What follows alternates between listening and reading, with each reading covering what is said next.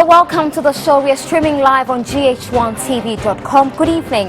My name is Nana Abanamwa. This is State of Affairs. Tonight, we are looking at the campaign messages of the NDC, the NPP, the CPP, and the other parties who are all contesting in the November 7 elections. Do they have messages yet? We have 203 days to the elections. What are your expectations? Well, tonight we'll be talking about that.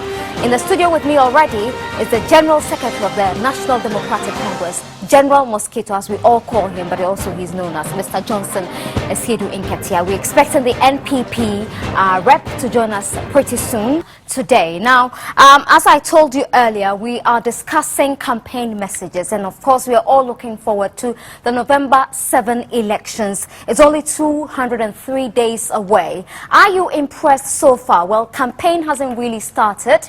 Last week, we saw President Mahama on an official tour. They call it accounting to the people, and he kicked it off in the eastern region. Well, we're yet to see the launch of the NDC's campaign and that of the NPP, the CPP, the PNC, and other political parties. In the studio tonight is the General Secretary of the NDC, General Mosquito, also known as Mr. HON.ASIEDU NKETIA. It's good to have you in the studio, General, and we're expecting the rep of the New Patriotic Party to join us pretty soon. Hopefully he shows up on time. It's good to have you in the studio. Thank you very much. How have you been? I'm fine. Okay, so I take it that you were not in the eastern region because it had nothing to do with the party, or were you? No, I was in the eastern region. Oh, you were? A week before the president came. To prepare for him. As I was exiting, he was entering. Okay, was that strategic?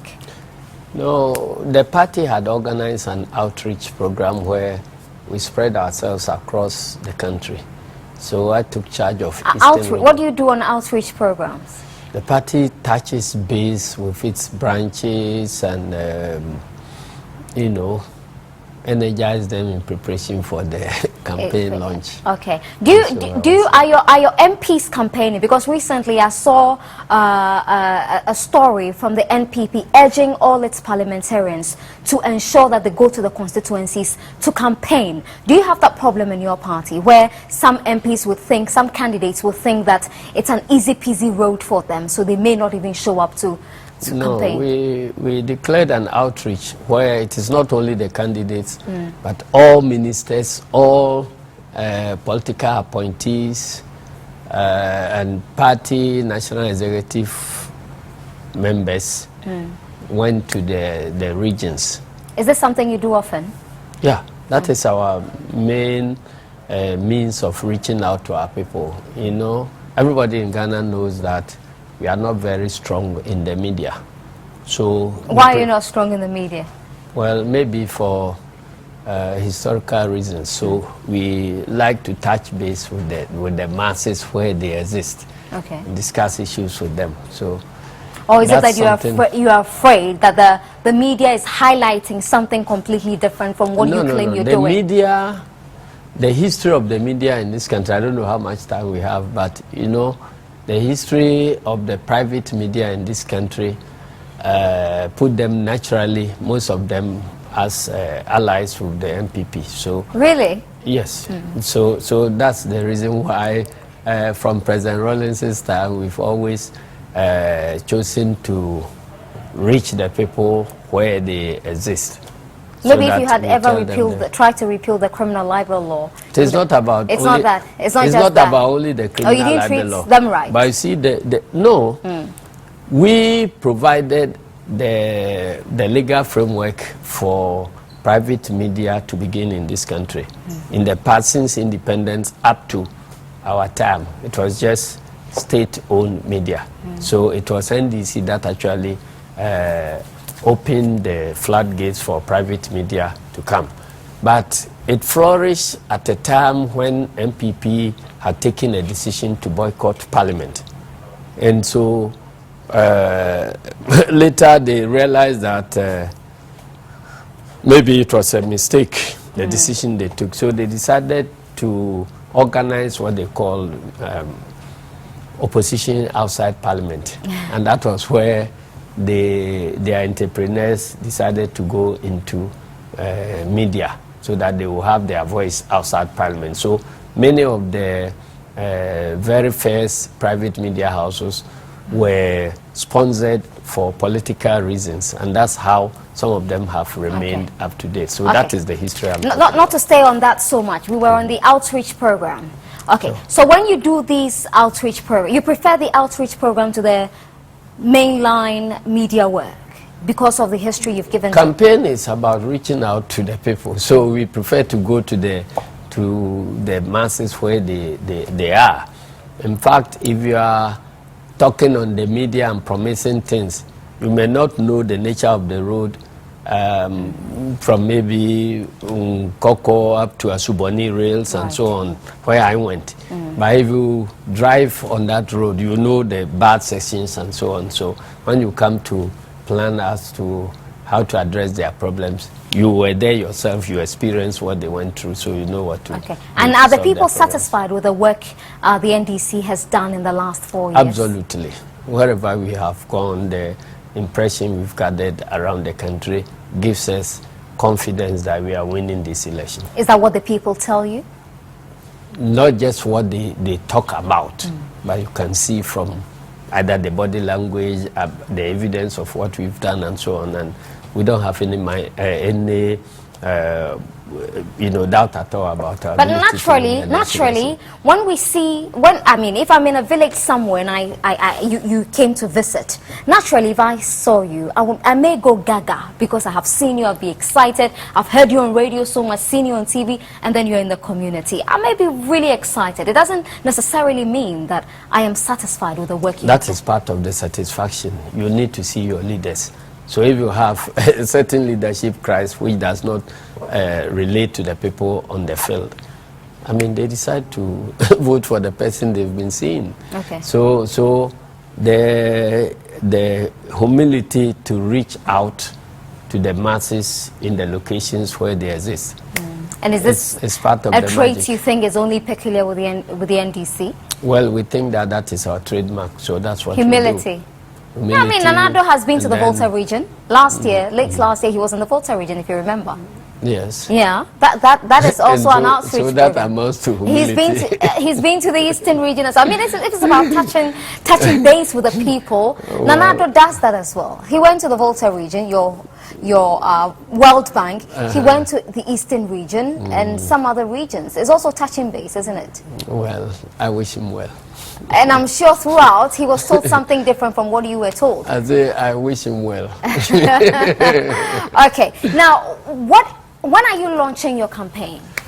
Well, we'll inform you when we are ready to launch our campaign. To give you an idea, we'll be officially introducing our presidential candidate, because this year the election has been different from what we had done in the past. In the past, we organized special delegates congress. So after the election, we introduced our candidate. This year, it wasn't like that. So because everybody had the opportunity to participate in the voting, so we are yet to officially introduce our presidential candidate. We are yet to introduce the running mate, and because we did the one man, one vote, there ought to be an opportunity where we will be introducing our parliamentary candidates as well. And we are almost through with our party manifesto and so on. So we will be... How different will the manifesto be from Accounting to the People, the Green Book? When it comes, you will see the difference and the similarities. We are not going to see a replication. You will see the differences and the similarities, because we want to build on the same foundation. So as we progress, we tell you where we have reached and the next challenges. You have a theme for it already, or you're sticking to Better Ghana Agenda? Part 2, maybe? No, this or time. Part 3? This time is going to be changing lives and transforming Ghana. Oh, that's what you're using. Sure. Didn't you copy that from the NPP? No, we haven't. Changing lives, transforming Ghana. In 2012, they used that, didn't they? No, they didn't. They didn't? What did they use? Do you remember? I don't remember. I don't care to keep what they do in my memory. So you haven't copied them at all? Not at all. Okay. Now, do you think, I mean, you've been General Secretary for some time now. Yeah. Do you think that you really have been able to execute that Better Ghana agenda? Have people felt that Better Ghana agenda you promised in 2012? We believe so, absolutely, but the verdict will come during the elections. I mean, because if you look at the better judges, you cannot write exams and mark yourself, but you would know if you're doing well. Congratulate yourself. You would know. And I'm saying that we are well. very confident that we've done that, and so, but the final judgment will your come from the detractors electors. disagree. Well, your opponents disagree. That's why it is important to listen to the real judges who are the people on the ground. Now, I want to stay with the Eastern region. You said you were there before the president visited.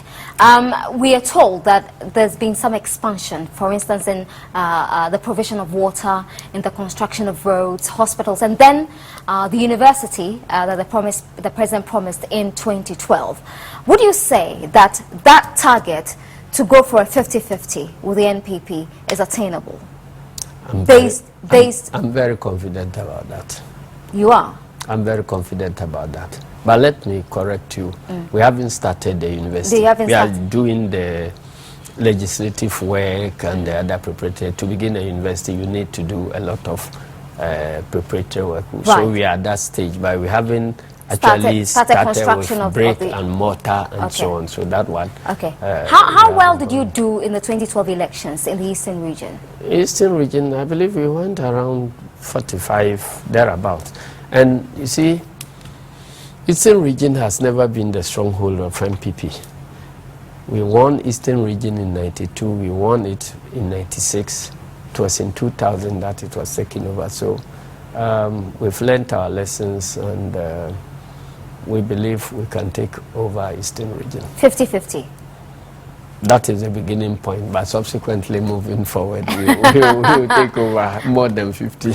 Okay, we're taking a short break. I mean, I was asking you all these questions just to hoping that Mr. McMenu shows up. But we're taking a short break. When we come back, we'll be talking about the actual theme for tonight, campaign messages, and how relevant they are to you. Remember to be part of the discussion. State of Affairs, the hashtag is State of Affairs across all social media. And as a Twitter buff, well, I'd love you to leave your messages on my timeline. Do stay with us. We'll be right back. Former President J.J. Rawlings, and you're watching State of Affairs on GH1.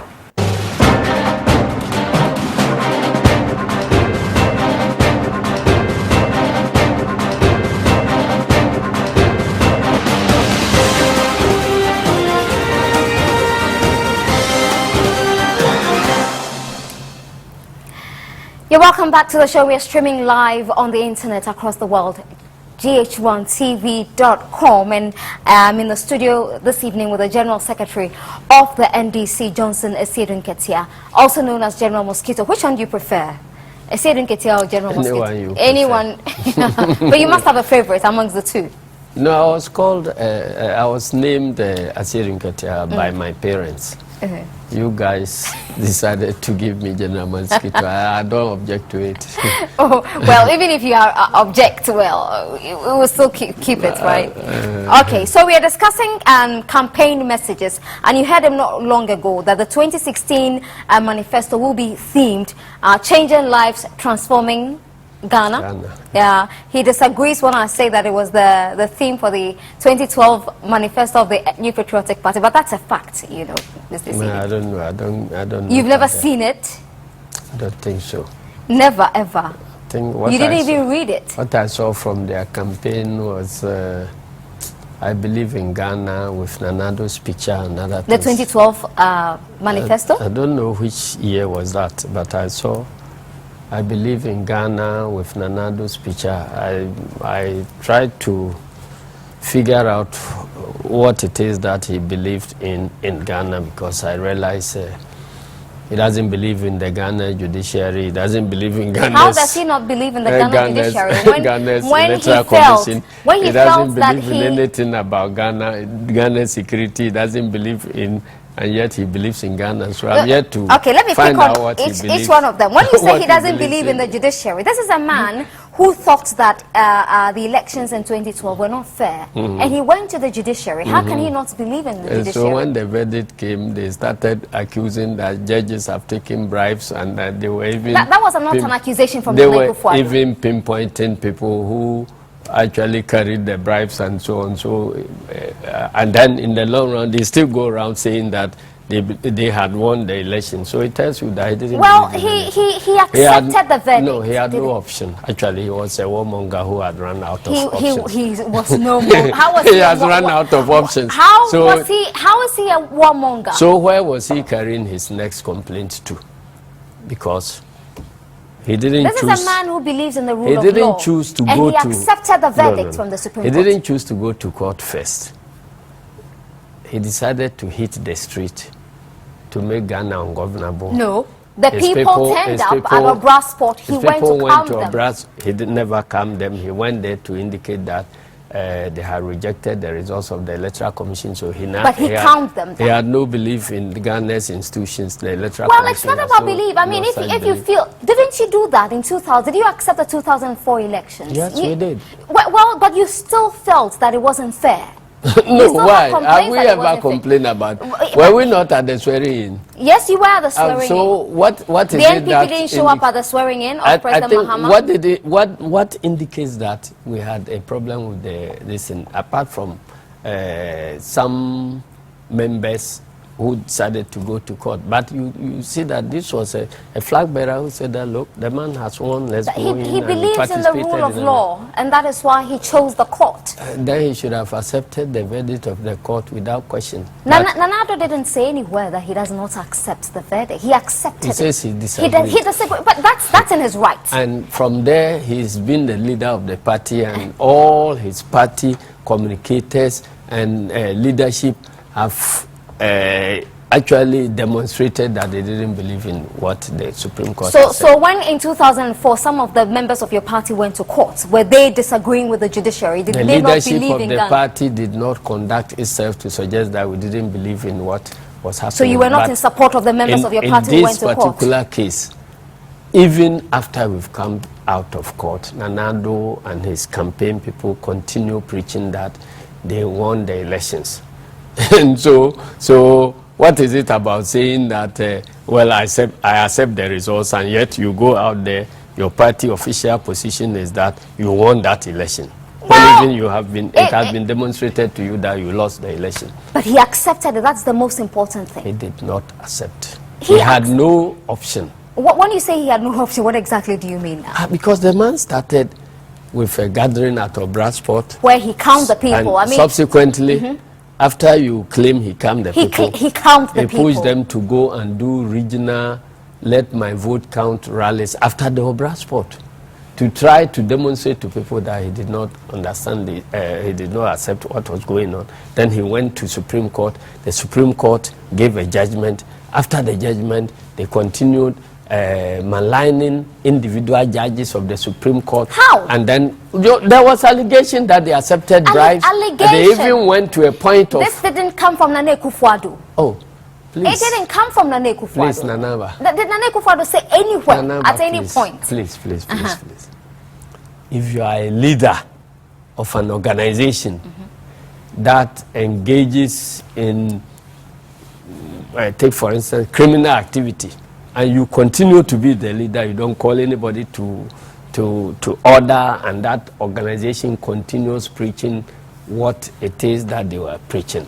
You cannot come out and say that as an individual, this thing didn't come from my mouth, and so on and so forth.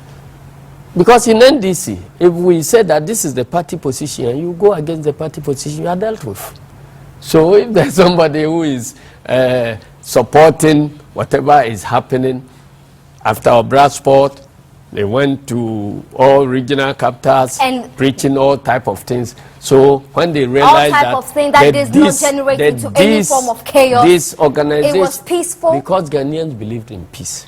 So it didn't happen. Nanado himself believes in peace. He doesn't believe in peace. Yes, he does. No, how can you say election is all die be die and you say you believe in peace? How can you call pressmen threatening them of death because they have said something when did he threaten He told Adakabre. Well, that is Adakabre's word against his. Why didn't Adakabre go to the police?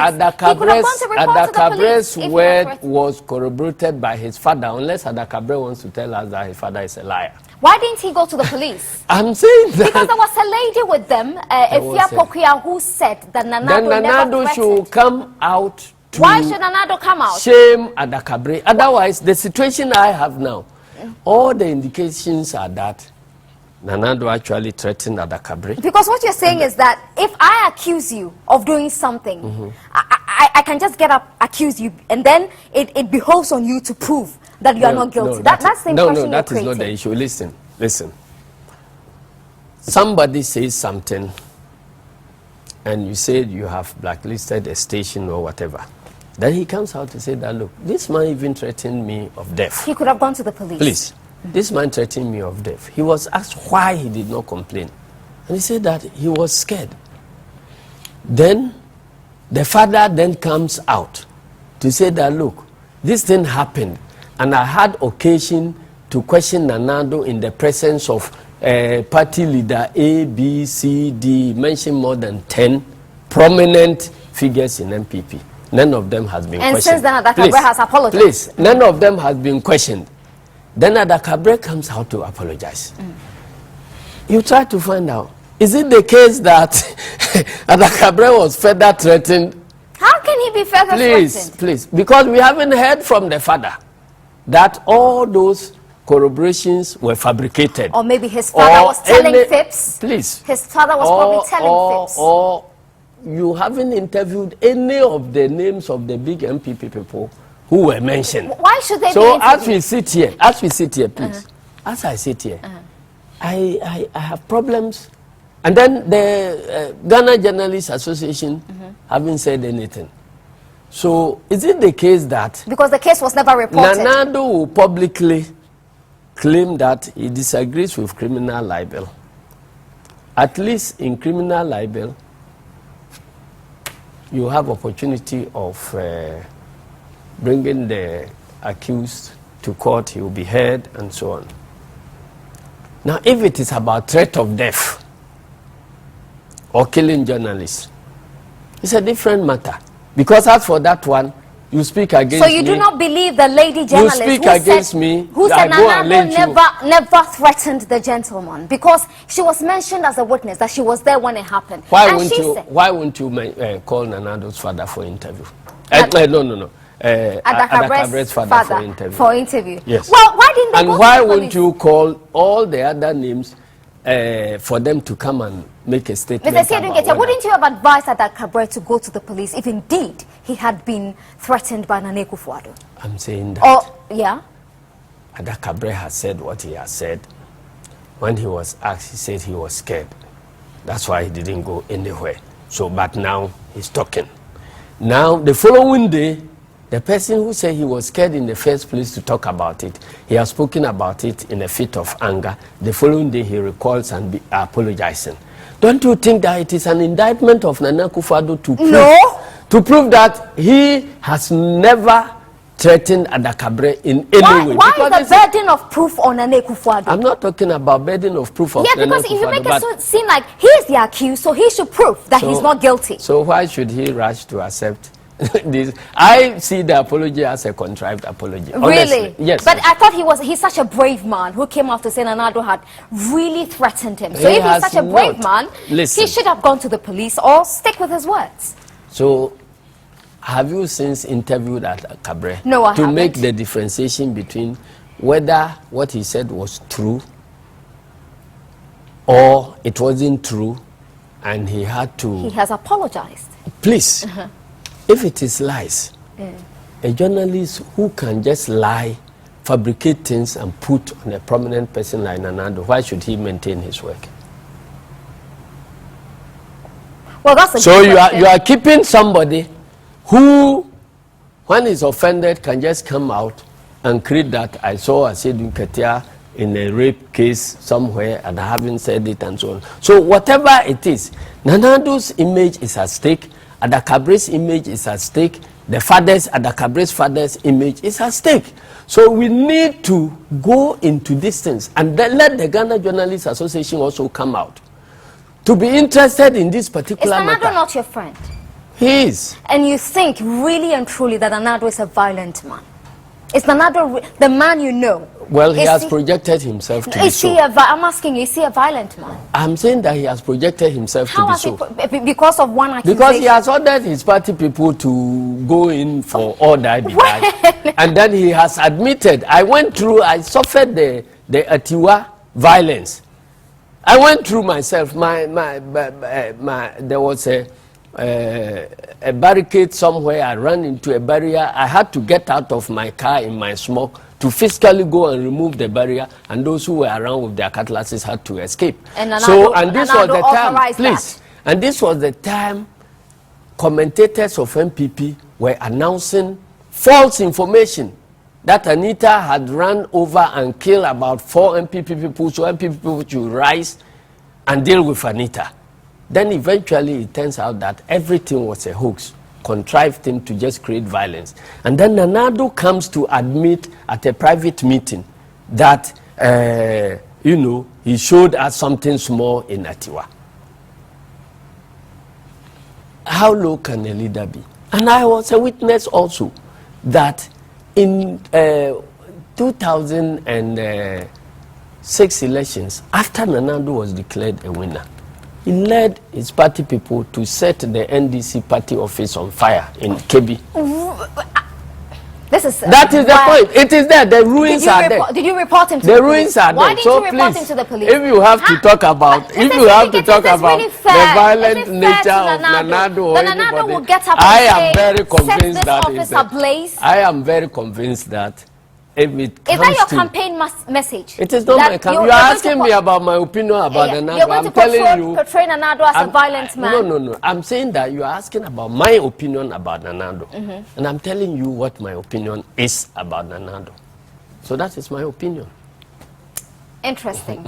Because a lot of people And I also know that if you are leading a party like President Mahama, like President Mills have been leading NDC. If you are not interested in violence, you don't condone and glorify violent statements from your party members. All the violent statements have been made under Nanado, and there has been no response from Nanado, either calling anybody to order for issuing violent statements. And so if you are the leader, Napoleon never shot a gun. But he conquered Europe. It was his supporters who conquered Europe. During the fracas at the NPP office, when it went on and on for a while, and then we saw what happened to Chairman Mahama as well, Nanado held a press conference. Has anybody tried to find out what happened at NPP office and who organized the attacks to go and create the mayhem there? Well, I will not get into You are the leader of the party. And so if there is something there which you abhor so much, why wouldn't you call for police investigation so that you get people to punish? It happened right at your party headquarters. So, my sister, and let me say, there is vicarious liability in law. Since Nanado, has President Mahama called Standogbe to order? For all the allegations, for all the accusations against him. What violent activity has Standogbe The journalist at 37, whose recorder was stopped. My sister, if you are talking about journalists, recorders, and listen, television cameras have been broken and thrown away. It doesn't make it right. By who? But I'm saying, by who? Oh, Nanado supporters. No, I'm talking about your camp. I'm talking about. And I'm saying that Nanado supporters. You cannot equalize here. Why? I'm not talking about equalization, but these allegations of we saw television cameras, broken, journalists beaten, and so on. When Nanado was I remember one of my former colleagues, Gabriel Bosompim, was beaten up at the NDC headquarters. Where? When it was in Kokomlemle. I think it was during the 2000 election.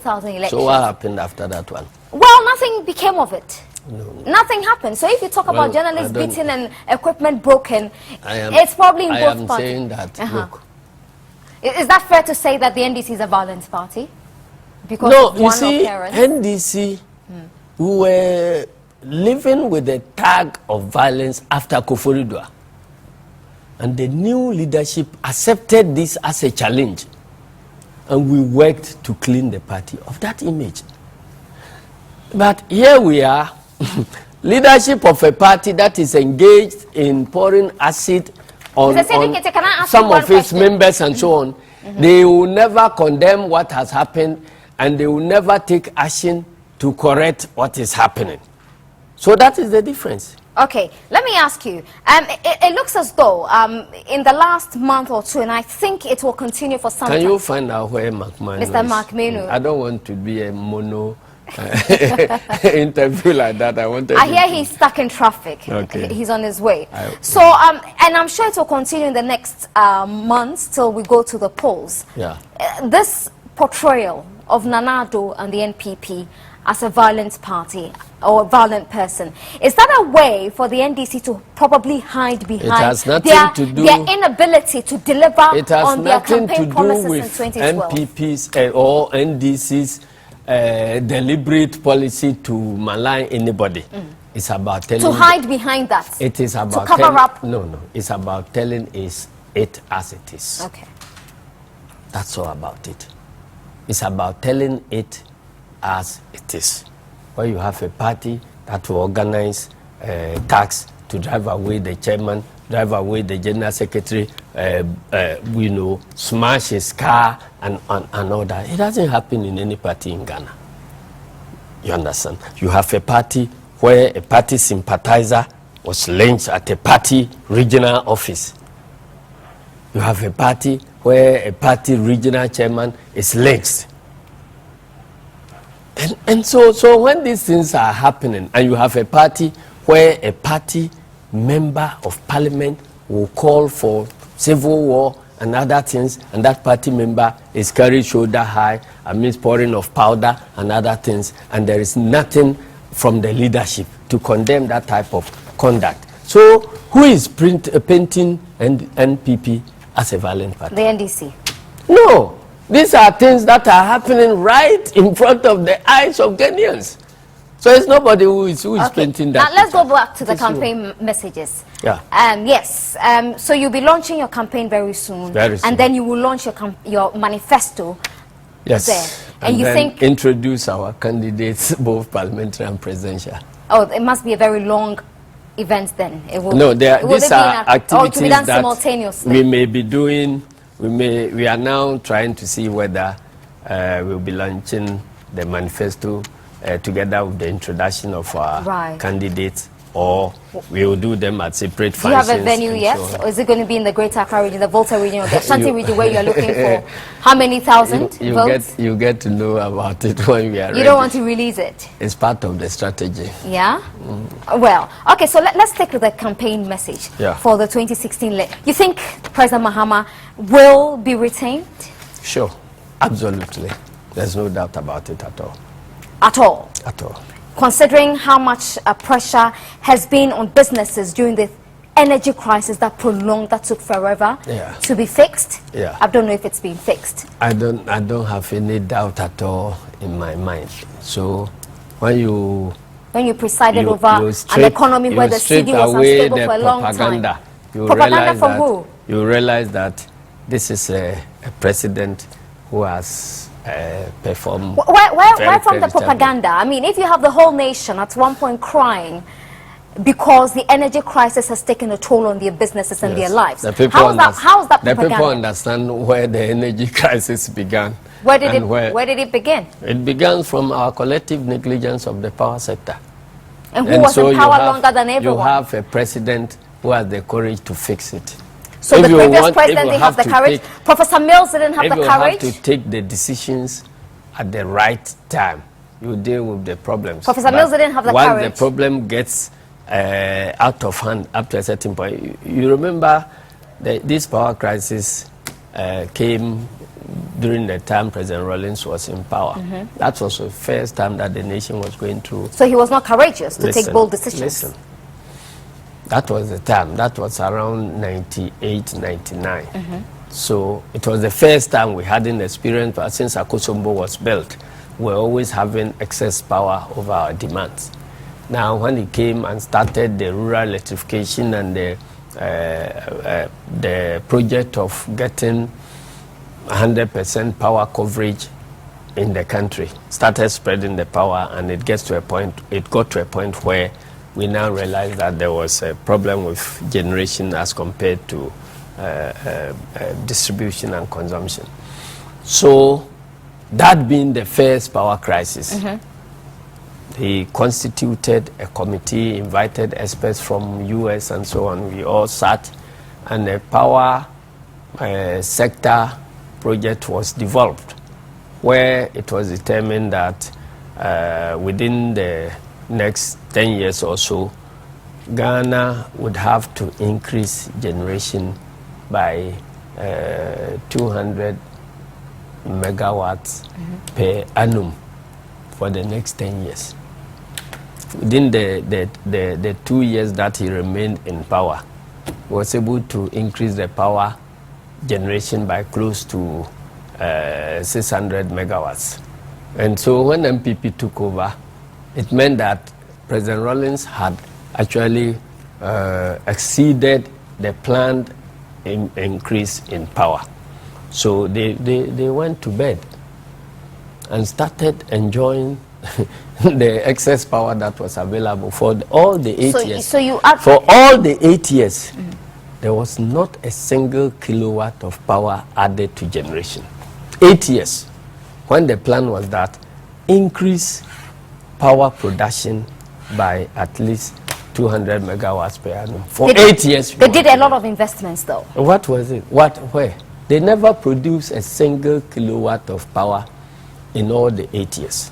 So we took over again, and so you have to deal with a deficit of 200 megawatts per year for 8 years. So you're laying the blame on the NPP then? No, so we were caught with our neglect of the generation capacity. And so that was what we came to. So, and the increase in consumption, energy consumption, had exceeded single digits to double digits. It has been double digits up to, even now that I would tell me that we have suppressed demand, we are still increasing by at least 12%. If power was available, I'm sure we will be increasing demand by more than 15% per annum. You understand? So if you find yourself in such a situation, you need to look beyond your nose to project into the future and then develop concrete solutions, which the president has been dealing with. And I'm very happy that investment in the power sector in the last 4 or 5 years has been very impressive. Even today, this evening, a power project was commissioned in Tema that is going to add even more generation. So what we have done, we are hopeful that as we are dealing with the deficit, we are also dealing with the projected demand. And so moving forward, we will know. So every honest person in Ghana, every honest businessman will know that the problem with the energy crisis had to do with generation. That's all. So, okay. And you need to solve it. And it doesn't take, you see, no, I have been saying that no matter how dearly you love your wife, it will still take 9 months to produce a baby. So, you understand? Well, how's that? So, I don't see the nexus between love and a baby. I mean, no, I'm saying that it comes with the love. When you are introduced, you are investing in power. There is a short term, medium term, and long term in every investment. So where people were calling on government to solve the energy crisis in 2 weeks, in 3 months, and so on, I was just laughing. Because people were suffering. Yeah, we appreciate the suffering, but we are saying that however dearly you needed a baby, a pregnancy will still take 9 months. So whilst people were demonstrating and saying that fix this thing in 2 weeks, fix it otherwise we will demonstrate and so on, it gives the impression of people who either don't understand investment in power or they understand and they will be mischievous. And that is why we had to because alongside the energy crisis, and if it's been solved permanently, well, we are thankful. But there are some who claim that it is very much artificial. No, we are still having challenges because, you know, several factors conspired to create this problem. As we talk now, even climatic change has created the biggest problem. If the lake, there is water in the Akosombo system, this problem will be a thing of the past. But even we are managing at this level with the lowest level of lake, so it is affecting the lowest level of power in the lake. It's affecting generation in Bui, it's affecting generation in Akosombo, it's affecting generation in Pong, and still we are managing at this level. So I think that because along with the energy crisis that took forever, are people who really lost their jobs. Businesses had to shut down. These people who were laid off because of the energy crisis have really not found anything to do. We are told that jobs have been created. We are not sure of what has happened to those who lost their jobs during the energy crisis. Is this relevant? If we are in a modern economy, you see that there is something called job mobility.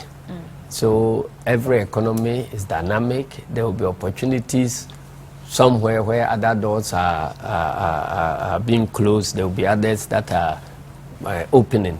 So if you are in any modern economy, there is a way of ensuring that there is job mobility, training and retraining and so on. So whenever there is a crisis somewhere, it generates opportunities in other places. So even as the other opportunities have followed those who were laid off? No, it may not be necessarily the same people who were laid off, but I'm saying that when there are opportunities that are lost somewhere, if you focus very well, you see that there are other opportunities that have been opened. Let me take some messages that have come in, then we can take a break and continue. Hopefully Mr. McMenu will be here.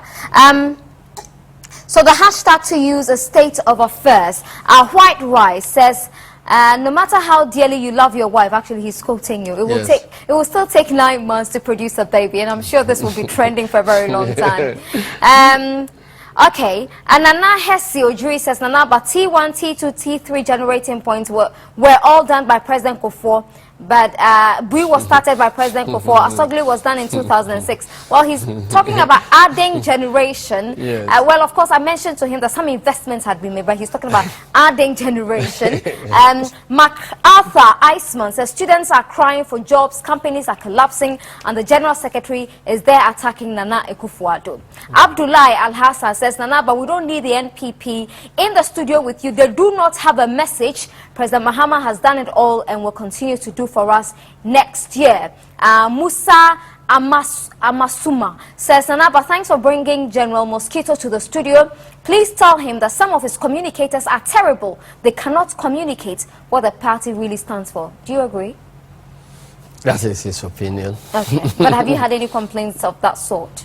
About people will be commending some of them, others will be criticizing those who go overboard. That is the beauty of the democracy. In NDC. Okay. Abdullah comes back. The message from the NDC is to tag Nana as a violent person. I wonder what would have happened if the same falsehood was said about President Mahama. And Anaba, remember Professor Mills says Ghana will be like Kenya. Should we say that Professor Mills was a violent man? Oh, that's a question to you. Professor Mills never said that.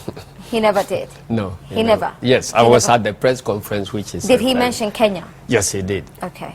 So he was taken out of context? He was saying that we should make sure Ghana does not go the road of Kenya. Okay. That's all. Okay, so a lot of these things were taken out. So you don't think that Nanado has also been taken out of context? No. When the person says this election is all die be die.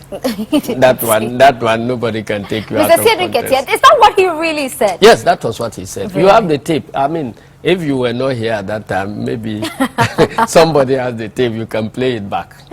Okay, let's take a break. We have more messages coming from you. We'll take a break. When we come back, we'll be talking about more the campaign message for the 2016 elections. Also, we'd like to pick Mr. HON.ASIEDU Nketia's thoughts on that debate or discussion over the EC logo and then validation. Stay with us.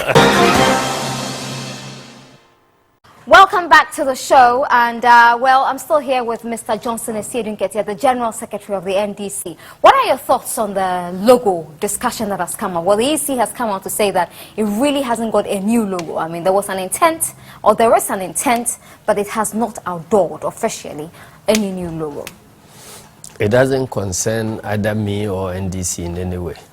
It doesn't? The logo of the EC is not your business? Not at all. Whatever EC decides to use as their logo, it doesn't concern anybody in NDC.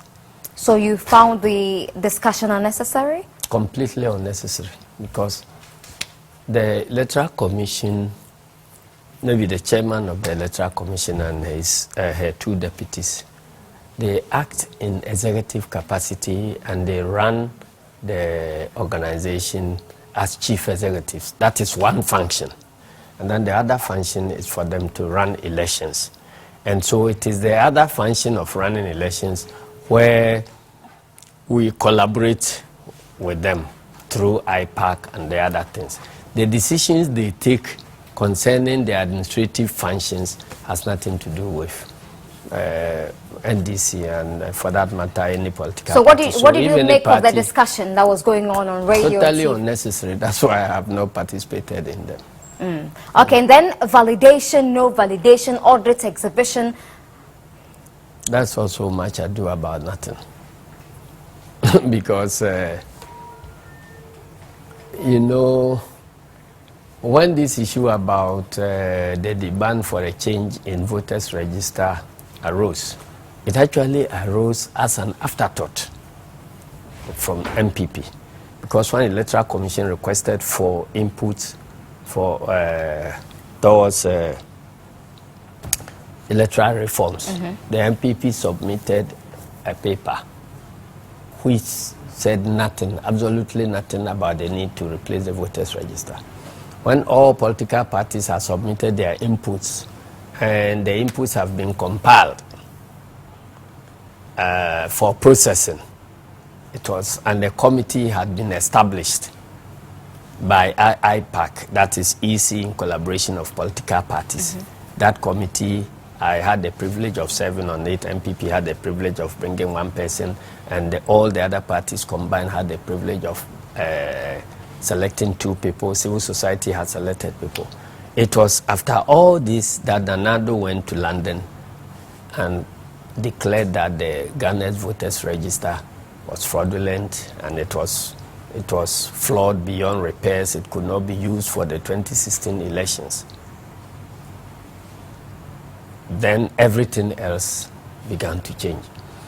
I remember having done a program at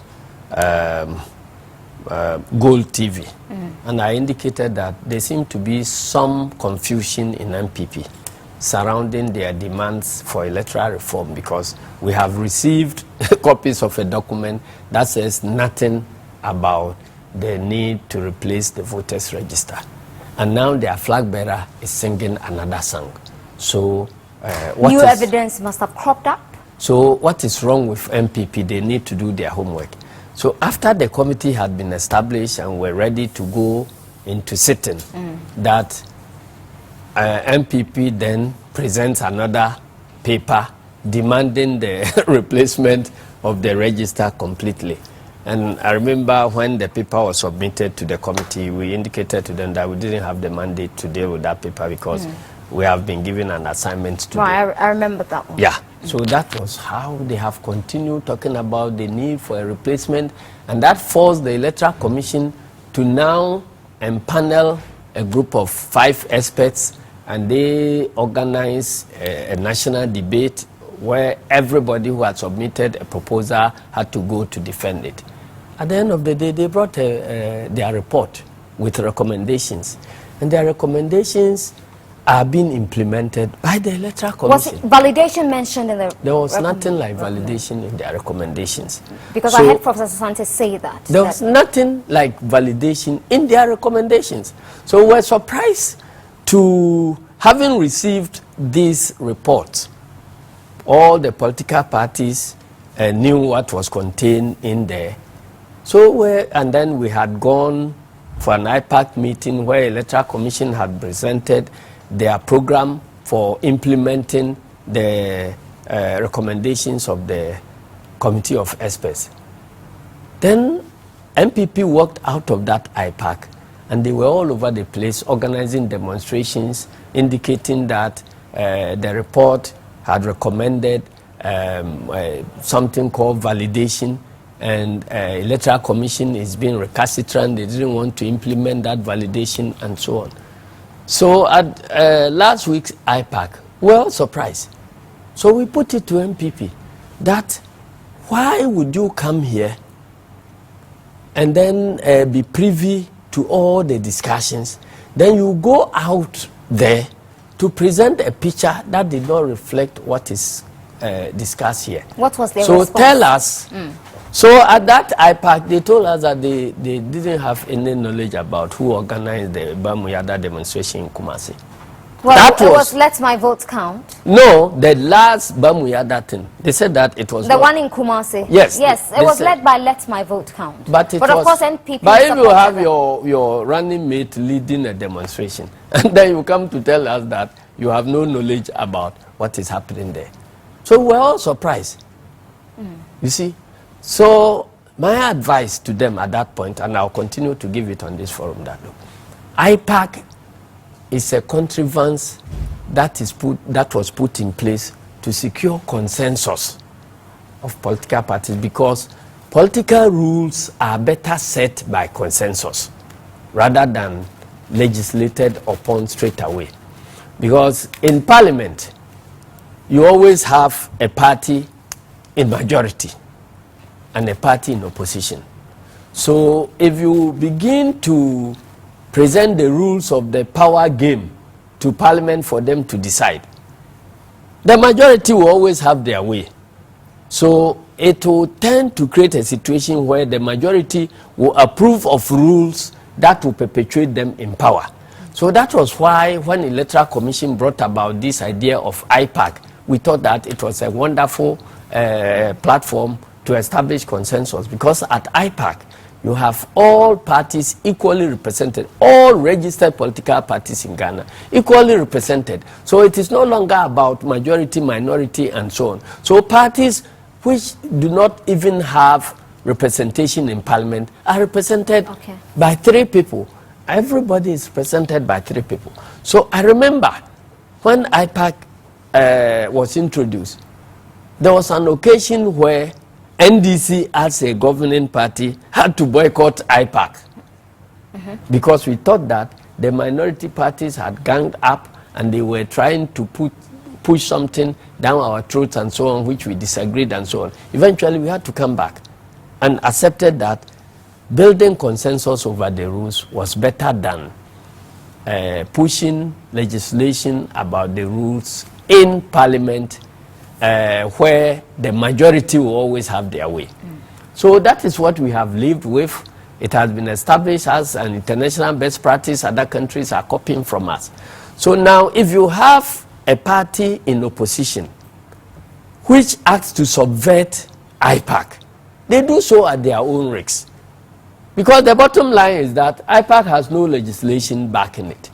So if parties cannot build consensus that will impact on Electoral Commission's decisions, and IPAC decides that we are no longer relevant, allow Electoral Commission, they will act according to the powers conferred on them by the Constitution.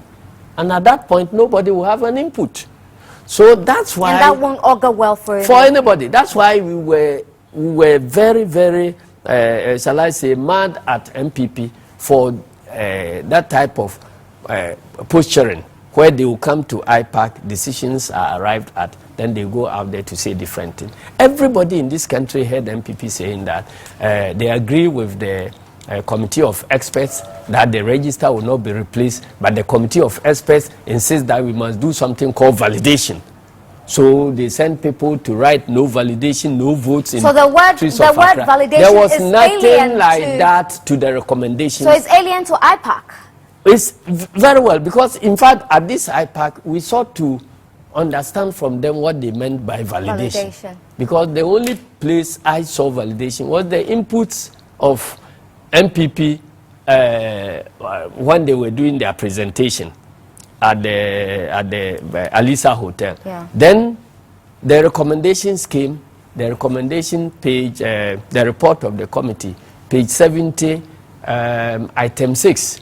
It tells you about what the committee of experts recommended about cleaning the register, and it has nothing to do with validation. So I understand from the processes filed in Supreme Court that their interpretation of validation is that people should be called to go and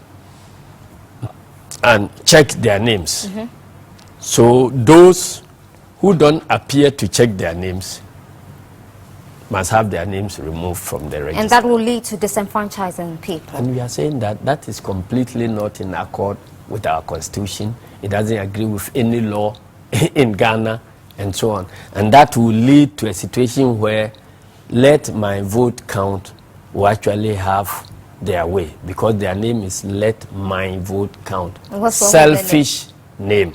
How is that No, they are saying that let my vote count. Yeah, but everybody wants their vote to be counted. They don't care whether other people's votes should count. But in a democracy, it must be let everybody's vote count. So you thought that should have been the name of the group? Let everybody absolutely, because, absolutely, because if you say let my vote count, it means that no, it's not by a lot of people. No, they are not speaking for a lot of people. They are talking. It's a selfish name. You are saying that your vote alone should count, and their conduct actually demonstrate that that is what they mean.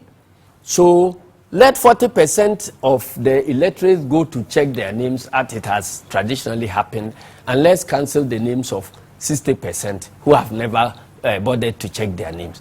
And you see, Nana, the important thing is that these are people who claim they are legal luminaries, and yet they want to prefer something that is at odds with all our legal traditions in this country. Because you see, there are two... That is overstretching it. No, it's not overstretching it. The tradition, our legal tradition, the Commonwealth legal tradition, is based on the innocence of the individual until he's proven guilty. Oh, you know this. And then the second thing is that he who alleges must prove. Exactly. So you understand? I don't want to go back to Adaka issue because this fits in so well. Then you come to the French tradition that says that, you know, once I accuse you, the onus is on you to prove your innocence. You see, so what are we talking about? We have compared, the constitution of this country says that everybody above 18 years of age has a right to vote. Of sound mind. And of sound mind, blah, blah, blah, blah. But don't remind me of George Boateng. Exactly, I was going to go there. And all that they need to do is to register. Yeah. That's all. Once you register and you are, and your registration is accepted, that's all. Nobody, absolutely nobody in Ghana can prevent you from casting your vote. The law doesn't talk about exhibition or anything. This exhibition and other things, they are all procedural things that help to, you know, facilitate the work. But there is nothing like that in the Constitution or in the enabling legislation that talk about exhibition or validation or anything. Now, MPP comes out to say that, well, we have seen the voters register, but we are accusing ABC of being aliens, of being underage, of being people who are ineligible because they use the wrong identification in writing their names and so on. So if it is MPP that is making the accusation, the onus is on them to bring the proof. So you don't just get up and say that because MPP has alleged, it means that those who cannot... Proof. No. About over 25,000 of the votes. If I can learn. Okay. So the proof is on people to go to polling stations to go and prove that they are Ghanaians, otherwise their name should be removed. It doesn't happen that way. So all that the committee of experts recommended was that let us exhibit the register. those who claim they have 70,000 names of foreigners, another it was over 70,000, not 20. Another 60,000 or whatever, or 600,000 of dead people, another number for minors. This is the opportunity. Let's provide them with the opportunity to establish their case, so the people they are accusing will have the opportunity to they answer. expected the EC to get a copy from the Togolese EC. It is not about that at all. Whether they get a copy from Lebanese EC or Indian EC or anything, the bottom line is that those you are accusing of being foreigners, you must face them and prove your case. So we are saying that the committee of experts has recommended that let the exhibition period be expanded. Let's make a lot of advertisement about the exhibition and the need for it and so on. So let MPP distribute the 70,000 names to the various registration centers where they actually register, because MPP has copies of the register. And let people come and present their cases that I know HON.ASIEDU NKETIA, Nana Ba, Adukufo, so and so are aliens. So there is a procedure to follow. So you fill in the forms and you challenge them. Then at the end of the exhibition, the district registration review committee will now sit and say, okay, Nana Ba, you have been accused of being a Fulani person who has registered in Ghana. So come and answer. Then they will call the person who accused Nanaba.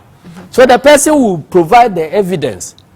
If Nanaba is not able to answer satisfactorily, then the judges will make a determination that Nanaba is a Fulani person, so her name should be cancelled from our register. This is the process that Electoral Commission has adopted, following the recommendation of the committee of experts. So I think that MPP should be congratulating the committee of experts. MPP should be congratulating the Electoral Commission for faithfully following all the recommendations of the committee of experts. But for them to go and fabricate notions like validation, which they themselves cannot explain, because I engage a lot of the MPP communicators, and they explain the validation differently. Some are saying that, look, we will put the register there, and then people will come and check. Those who do not present themselves would have their names removed. Then, not long after that one, other communicators are saying that their names will not be removed from the register because the law doesn't allow them to remove the names from the register, but they will remain in the base register, and then a new register made up of people who have checked their names will be developed, and then that register will be used for the election. It's a bit confusing. Complete confusion. Yeah, and they are dragging us to a situation where Ablikumasafo or something, where their own people are accusing them of using 2 registers in one election. We don't use 2 registers in one election. An election is done based on the register that has been certified. All right. I want to pick your thoughts on something else, but there's an interesting comment here for you about innocent until proven guilty. And Mohammed Ango says, so General Mosquito knows this, I think he's playing double standards here. Why? What is the when you said that, back to the Adakabre accusation against Nanado. No, I'm saying I don't that want us to even things are hanging on the head of Nanado. You know, Nanado has tried to present himself as a #1 human rights lawyer in Ghana. And that is what we know somebody, him for. Please, he's somebody who has fought for the removal of, what do you call it, criminal libel laws in Ghana. So if you have an occasion where a pressman is accusing you of threatening to kill him, it is in your interest. He actually asked him to go to court. It is in your interest. To sue him or go to the police, report to the police. It is in your interest that that case is sufficiently interrogated and dealt with. Okay. It is in the interest of the Ghana Journalists Association to see to it that this case is dealt with, because otherwise you are calling for repeal of a criminal libel. As far as I'm concerned, criminal libel laws are better than elimination of what do you call it? Elimination of pressmen. Because as for criminal libel, at least you have an opportunity to be heard.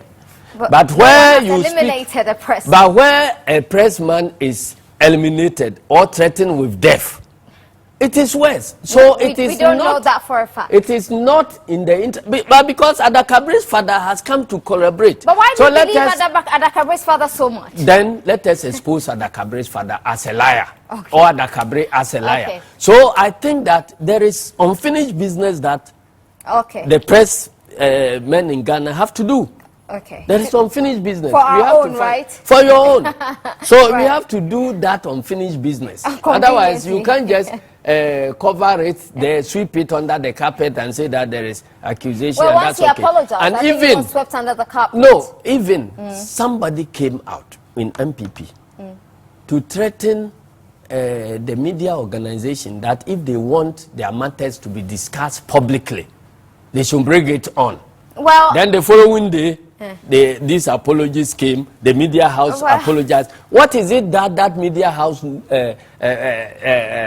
has engaged in, or what is it that MPP knows about that media organization, which the rest of the countrymen don't know? Okay. So there are issues that we have to deal with. If it is about the press, it must be open. Okay. How big an issue is corruption as we go into this election? I don't think that corruption is an issue at all. Why because people have tried to present propaganda as about corruption in Ghana under President when our Mahama. national kitty is being eaten up. My sister. Reportedly. You know about corruption and how to fight corruption. President Kufuor said that corruption began from Adam. This is becoming a cliche, isn't it? President Kufuor said, and nobody argued with him. In actual fact, corruption began from Adam. But it depends on your attitude towards corruption. That tells the difference between a good president and a bad one, as far as corruption is concerned. What President Kufuor says is that you cannot prevent corruption from happening. But after corruption has happened, what will be your attitude? President Kufuor and the MPP have said that when corruption happens, sweep it under the carpet, otherwise it will dent the image of your government. Why did he then set up an office of accountability in his office? What did that office do? It investigated cases. It did nothing. Have you seen a single report from that office? Well, maybe there were no reports of corruption. It did completely nothing. Where you have the state institutions that deal with corruption, and you say that, look, I will not expose my appointees publicly, anything about corruption about my appointees publicly. Corruption, if you don't expose corruption, how do you deal with it? Okay. You cannot deal with corruption. Who is going into this election? Please. It is Nana Addo. I'm saying that is their history, and it is consistent with Nana Addo's conduct, even as an opposition leader. Because in MPP, what was the offense of Afoko and Kwabena Japan?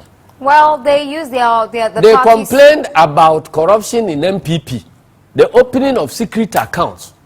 And then the others said that, look, these are internal party matters which you don't talk about publicly. So it tells you that consistent with MPP's policy of dealing with corruption, it is secret and confidential. Just stamp something on it and keep it somewhere so that the impression about corruption will not be felt in the country. So anybody who comes to do a survey about corruption will not hear about anything about corruption. But we say that no, let us expose corruption first. Because if you don't expose corruption, how do you deal with it? If you don't expose a bad thing, look, let your child or somebody, let out something, a stool or something. Then you pull your carpet over it, thinking that the stench, because of the stench, you have to pull more carpets over it. The stench will still remain there. Because your argument is that if people hear this stench about something that is in my house, it's offensive. So let's cover it up. NDC is saying, let's open it and clean the mess up so that you can deal with corruption. So when we were dealing with corruption or adopting this approach towards corruption, we knew that we were running a political risk because it is during your time that corruption will be exposed people will hear about corruption, and then when you go to interview people, they will say that, well, it is during this time we have heard this, we have heard this, we have heard that, we have heard that. Okay. So they will tend to associate that thing with you. But that is just the right way to fight corruption. Okay. So it is on the NDC that any pressman can investigate anything, bring the findings out, and the investigative authorities will follow it up and make sure it is clean. Even allegations from opposition parties, against their appointees, from from the press, from everybody, we deal with it. On that note, we'll take our next break. That's we'll the be way. back. That's the way to fight stay with corruption, us. not to cover corruption up.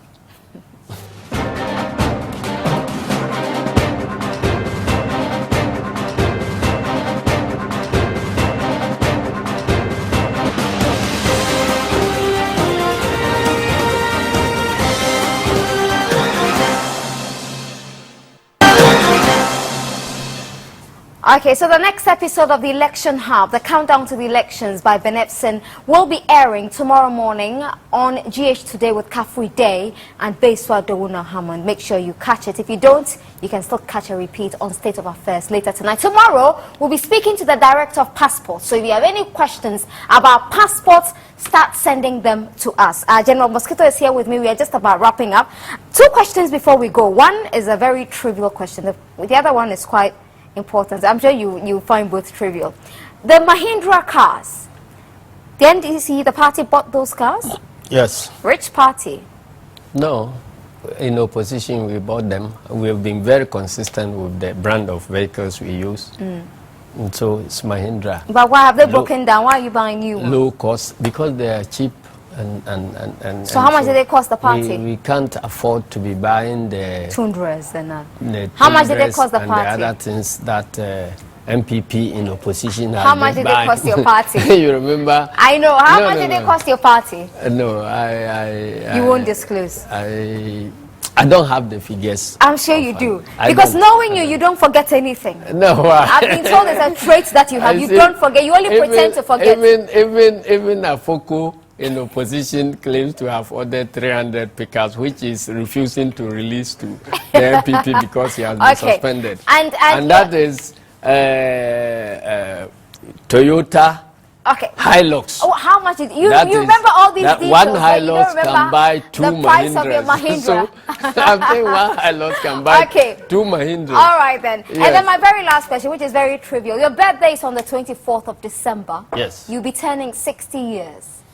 Maybe. But that is your birthday. Yes, that's my birthday. Thank you very much for joining me in the studio. Mr. HON.ASIEDU NKETIA, everybody, is the General Secretary of the National Democratic Congress. Thanks very much for your time, and thank you so much, General Mosquito, for coming. Thank you. I'm only disappointed that my colleagues I know, I'm also very disappointed. It would have been a very interesting discussion. Yes, but tomorrow, the Director of Passport, I saw you nodding when I talked about the passport. Yes. Yeah. Because I also have problems with the passport issuance and the problems that have bedeviled the passport. Okay, so tomorrow the Director of Passports will be here with us. So start sending in your questions. My name is Nana Banamwa. Have a beautiful evening. Thank you.